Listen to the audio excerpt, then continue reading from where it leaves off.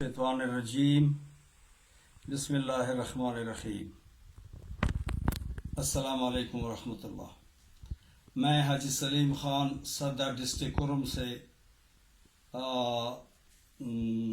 بات کر رہا ہوں۔ میں آج دو معاملات پہ کچھ باتیں کرنا چاہتا ہوں، خدا کرے کہ اس سے فائدہ ہو۔ آج مرخہ 13 مارچ 2020 کو اسلام آباد میں جناب عمران خان وزیر اعظم پاکستان کے زیر صدارت سیکیورٹی کونسل کا اجلاس ہوا۔ کرونا وائرس اس کے ایجنڈے میں سر فہرست تھا، تو اس کے بعد پھر فیصلہ ہوا کہ تمام سکولز اور کالجز، یونیورسٹیاں، مدرسے تمام بند کر دیے جائیں گے کچھ وقت کے لیے۔ 5 اپریل تک بند ہوں گے، تو حتیٰ کہ تبلیغی اجتماع کو بھی مختصر کرنے کا حکم دے دیا۔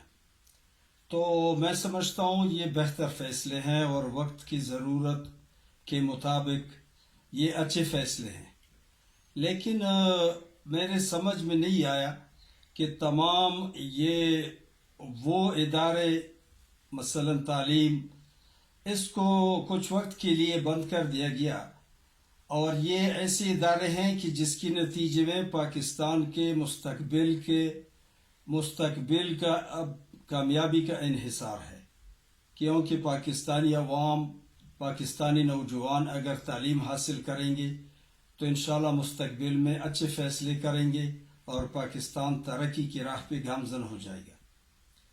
جب ان کو کچھ وقت کے لیے بند کر دیا گیا، اگر حالات ایسے رہے تو شاید اس پابندی کو اور بھی توسیع دیں اور بھی اس کو کچھ وقت اس میں اور بھی شامل کریں، لیکن میری سمجھ میں نہیں آئی کہ یہ پاکستان کے سینماؤں کو کیوں بند نہیں کیا گیا۔ سینما میں تو ایسے لوگ جمع ہوتے ہیں کہ جس میں سب سے زیادہ کرونا وائرس کا خطرہ زیادہ ہوتا ہے، کیونکہ 2 کرسیوں کے درمیان میں بہت کم فاصلہ ہوتا ہے۔ جب مدرسوں کو بند کرنا پڑا، جب تبلیغی اجتماع کو بند کرنا پڑا، جب تعلیمی اداروں کو بند کرنا پڑا، یہ ناگزیر حالات میں ایسا ہونا پڑتا ہے، تو اس کو بند کرنا پڑا۔ تو آخر میں سمجھ میں نہیں آیا کہ سینماؤں کو کیوں بند نہیں کرنا پڑا، اس کو کیوں بند نہیں کیا گیا۔ کیا اس میں کرونا وائرس کا خطرہ نہیں ہے؟ اگر ایسا ہے تو میں استدعا کروں گا، درخواست کروں گا کہ پورے پاکستان میں سینما ہاؤس کو تقریباً 2 ماہ کے لیے بند کر دینا چاہیے۔ اگر سینما مالکان کے ساتھ کوئی زیادہ ان کے ساتھ کوئی زیادہ رشتے نہ ہو اور سینما میں فلم کے ساتھ زیادہ شوق نہ ہو بتانے کا، تو اس کو بھی 2 ماہ کے لیے بند کر لینا چاہیے۔ دوسری بات جو میں آپ کو بتانا چاہتا ہوں وہ یہ ہے کہ آج کل میڈیا پہ سب سے زیادہ چرچا جو ہے وہ کرونا کے بعد میر شکیل الرحمان جیو نیوز کی جو ہیڈ ہے اس کے بارے میں ہے۔ میں یہ بات واضح کرنا چاہوں گا کہ جیو نیوز کے ساتھ میرا کوئی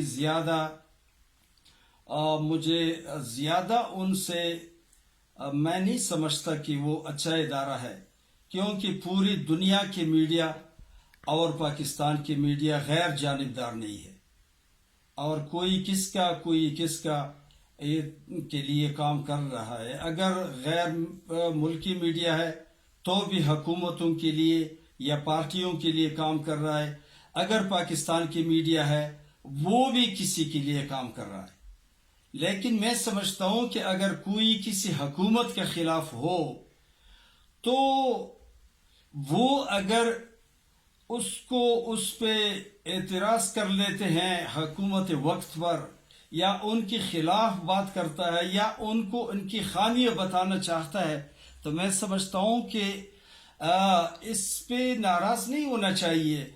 یہ تو وہ چیز ہے جس کے آئین میں اپنے آپ کو دیکھ کر اصلاح کرنا چاہیے.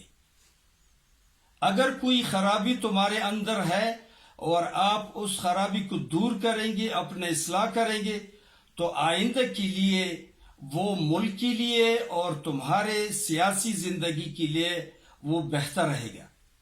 میں سمجھتا ہوں کہ فوری طور پہ ان کو رہا کر دینا چاہیے، اور کسی میڈیا ہاؤس پہ اگر وہ اسلام کے خلاف بات کرے، قرآن کے خلاف بات کرے، تو اس کو تو بند کر لینا چاہیے، کیونکہ 73 کی آئین میں سپریم لا جو پاکستان کا ہے وہ اسلام ہے.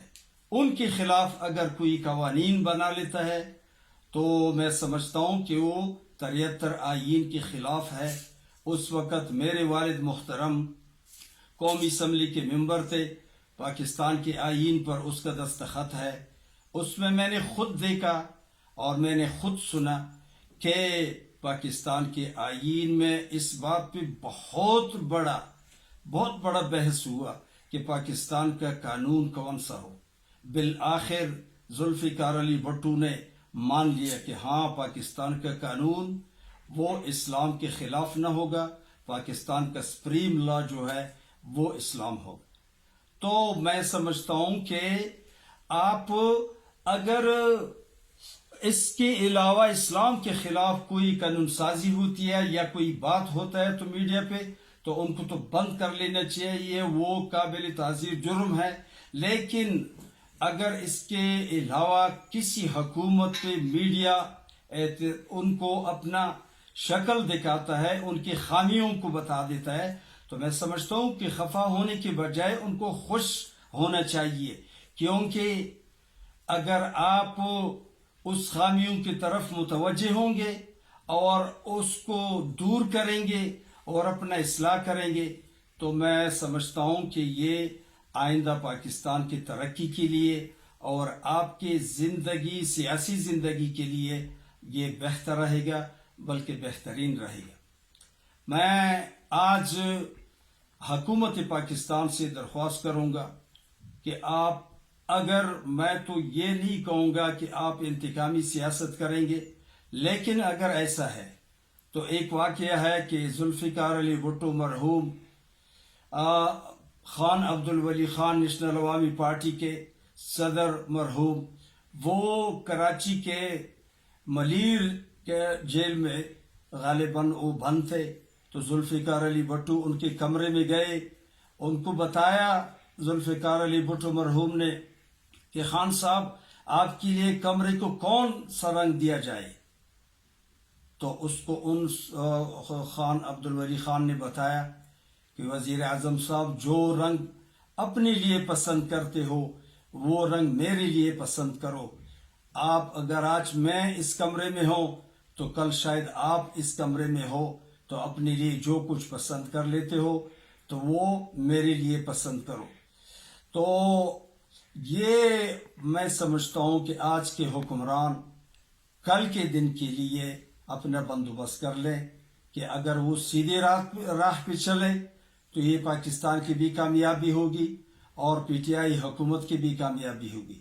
اگر وہ غلط راستوں پہ جا رہے ہیں تو میں سمجھتا ہوں کہ مستقبل میں یہ اپنے لیے یہی بندوبست کر لیتے ہیں جو آج ان کے مخالفوں کے لیے ہو رہا ہے.